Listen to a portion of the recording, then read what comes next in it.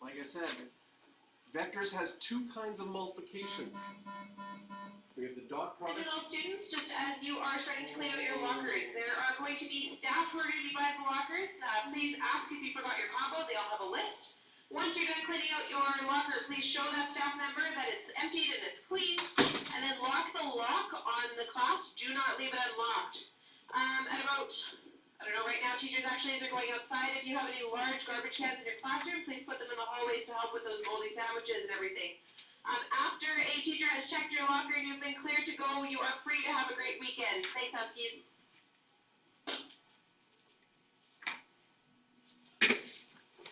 Okay. So here's our cross product. The dot product is a scalar. The cross product creates an answer that is a vector perpendicular to the two vectors you started with. So if you put two vectors together in 3 dimensions, there's always a third vector that would come off perpendicular to that. No matter where you go, you can always have in 3 dimensions a third vector coming off of that. So here's the formula for the cross product.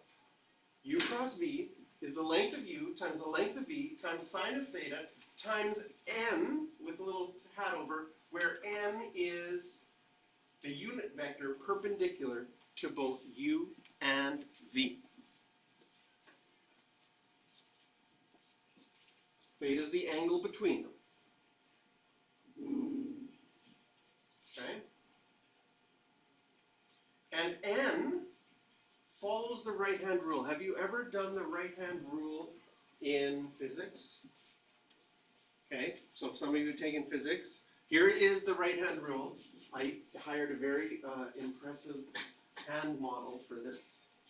Don't, any possible resemblance to my own hand is purely coincident. Okay, right-hand rule for cross product. So imagine you have U and V lying in the plane, like this. And if you wanted to do U cross V, what you do is you put your hand on U so that you could keep your index finger pointed on U and move your other fingers. Okay? Notice that if I put my hand on V, I cannot physically bend them backwards. You can always bend your fingers forwards, your 3 fingers forwards, but not backwards. So if I had U cross V like this, then n would be perpendicular but pointing out from the paper. Okay? So, to determine the direction, we use the right-hand rule. So here are the 2 vectors. Start by placing your hand on the first vector with your fingers pointing in the direction of the vector as seen in this first picture. Then, this could be done with your thumb pointed up or thumb pointed down. Okay? To determine which direction your thumb should be, keep your index finger in U, and I can bend these fingers this way. So this would be coming out of the paper. V dot U, I'd have to turn my hand like this in order to make my fingers point to U, which would make, if I did V cross U, then it would go into the paper. So U cross V is coming out. Another thing, if you've ever brushed your teeth, another way that I, like, hopefully this is something that most of you can connect with. If not, we'll talk about dental hygiene after class.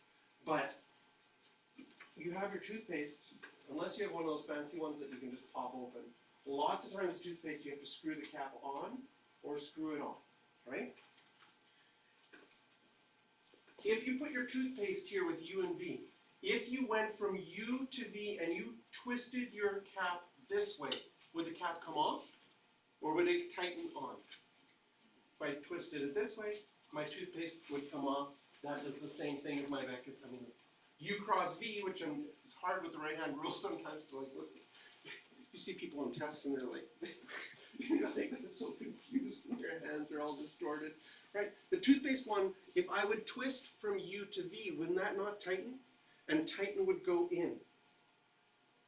Right? And some people argue, oh, like there's always like, oh, but you could make the threads different, right? You could make something mechanical where the threads were backward. Yes, but generally speaking, right? Righty-tighty, lefty-loosey is the, have you heard that before? Okay. It works for vectors as well. right? If I go from U to V, U cross V would go backwards this way, that would loosen it, the cap would come off the paper. V cross U would tighten in. Just a reminder to all teachers, you're supposed to be at your bank of lockers so that the students can ask you their combination. We have students